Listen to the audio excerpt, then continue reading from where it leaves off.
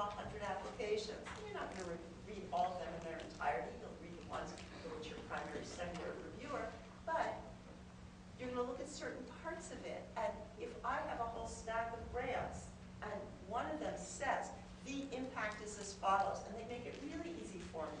They have a section that says, significance of the proposed research. Whereas I'm competing against something, there's another grant in my pile where the person thinks, well, it's so obvious how important this is, I'm not going to spell it out. Of course it's obvious to you. You're doing the research. But you need to think about the reviewers. Is it obvious to them? I would always err on the side of being very direct. Here's the significance. Is it innovative? I would say the bar for having something new, something novel, is probably going up in today's grants climate. When I say something new, something novel, a lot of people in the clinical arena can think, oh my gosh, I can see how basic science research would be innovative, but this isn't really particularly innovative. Much research gets funded that isn't hugely innovative. It's certainly easier if you have one thing in there that's new or novel. If I were writing a grant, I would try and identify, we've used a novel approach. We've used a novel population. This research methodology hasn't yet been carried out on this looking at this particular research question. So identify what is new. Make it easy for your reviewers to see what's significant, what's novel. Are you the right PI? Does it match your background, your training, what you've been trained to do? Is it relevant? Did you look at the NIH guide? Did you answer one of their program announcements? So is it relevant? Is it feasible? Is it doable by you at your institution using your resources and whatever collaborations you've made? Is it ethical? Big heads up for ethical research. The bar for carrying out ethical research is going up, particularly if we look at certain populations, and many of you are looking at exactly these populations. All of these interesting questions that you're coming up with about cultural competence. You know what?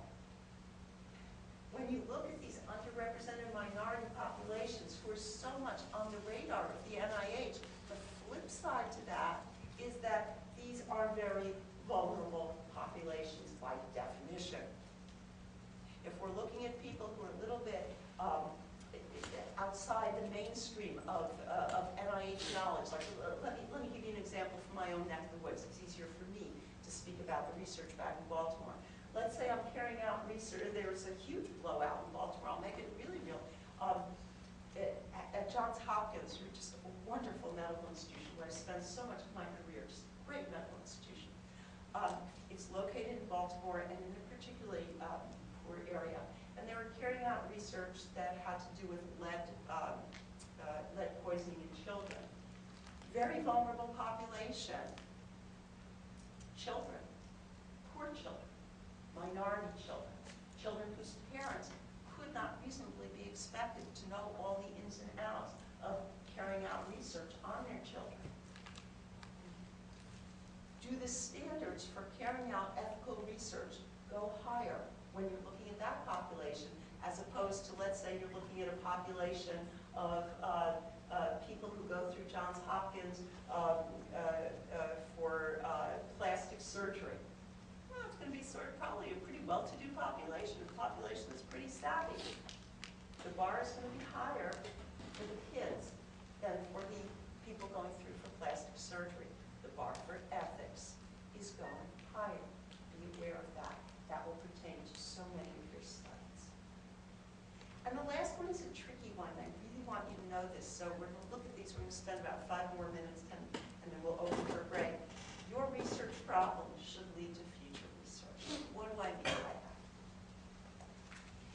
Here's what I mean. Remember when I said earlier that the NIH, that one of the cool things about going to the NIH, there are a lot of hard things about going to the NIH, but one of the cool things is that when you get funded by them, they expect you to come back. They expect this is the first piece of research, then you'll apply for more and more, then it'll be the continuum for your career. That means that when we apply to the NIH, we're not just coming up with one research question that we can answer, address, answer, and go on to something else. When they fund you, they're thinking that this will be the beginning of a long-term research interest. And we frame our research question in a way that it doesn't look like just one thing that we're going to look at for 2 years and then move on to something else. We begin to think in terms of building a continuum of research. Okay? When the NIH funds you, that's really what they do. They're not just funding this research proposal. They're funding you and your career. They expect you to come back. So think over the long term. Think of a research question that isn't just cut and dry, but that can lead to additional research.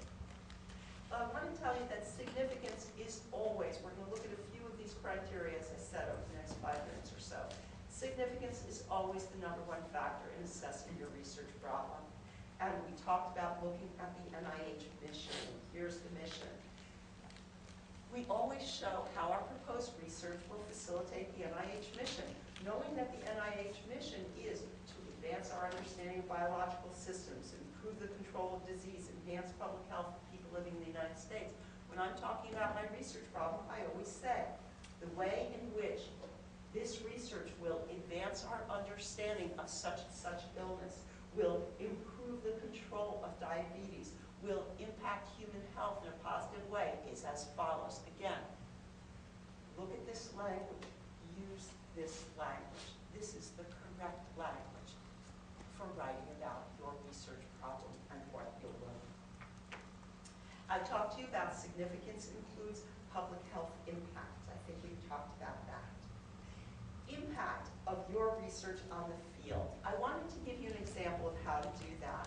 So again, I made this up, but I hope this makes the point for you. Look at some of the wording here. I'm pretending in this study that we carried out preliminary studies that suggest that ginseng may be a useful adjunct in lowering blood glucose in pregnant diabetic women. We propose to conduct a prospective randomized trial to evaluate the safety and efficacy of ginseng as an adjunct to insulin in lowering blood glucose in pregnant diabetic women. Then look at what I've italicized here. Look at the wording. Don't look at the science which is made up. Look at the wording. This research that I'm asking for money for, here's what the impact would be on my field. These studies have implications for the field of complementary medicine in that few botanical products have been rigorously studied, despite the fact that they're used by many, many people. Given the increasing popularity of these products, careful evaluation is important, both to identify possible new treatment options as well as to protect patients from potentially harmful products. So here's my example of